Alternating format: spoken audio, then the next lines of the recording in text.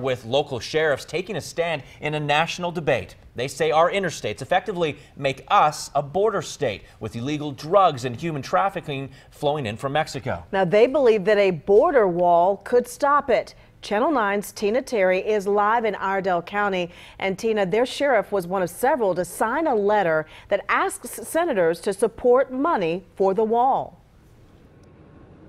You're absolutely right. He and about a dozen other local sheriffs signed that letter. The sheriff here says that wall is going to keep illegal drugs from flowing into neighborhoods here.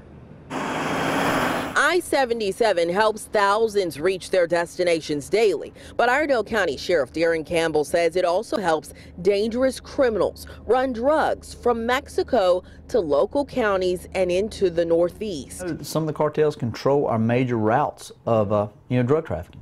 Just last month, we told you about 6 suspects accused of trafficking hundreds of thousands of dollars of drugs into the state and into neighborhoods in Charlotte and Iredell County.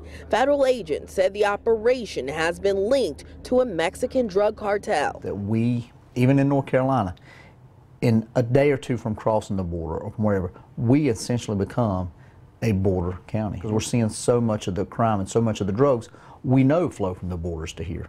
Campbell and other sheriffs from nearly a dozen other local counties have signed a letter to lawmakers asking them to support border security initiatives and the president's recent emergency declaration for border wall funding. And we have tried through that letter to make our senators aware and lawmakers aware that we do have this issue here. And it's not just along the southern border, it's what comes through the border to us. One neighbor who doesn't live far from that most recent drug sting told us the wall isn't the answer. There's people from other countries that bring in drugs as well too, so just that one wall is not going to stop it. And I did talk to Cabarrus County Sheriff on the phone, and he told me he wants to see more compromise on this issue. The Senate is slated to vote on that emergency funding this week. Already, Senator Tom Tillis has said he will vote against it. Back to you. All right, Tina Terry reporting. Thank you.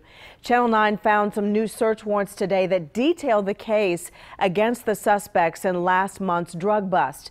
Now, they are undocumented and linked to one of the most dangerous drug cartels in Mexico. Investigators say they sold cocaine and meth in North Carolina, Texas, and Georgia, sometimes even using a lookout car to avoid getting caught on the interstate. Federal agents say they used a confidential informant to make the case, and they arrested those suspects along I-77 last month. The number of immigrants moving to the Charlotte area without documentation has spiked in the past 10 years. A new Pew Research poll shows the number climbed from 80,000 in 2007 to 100,000 in 2016. We're only one of 10 metro areas that saw an increase during that time. Overall, undocumented immigration is down.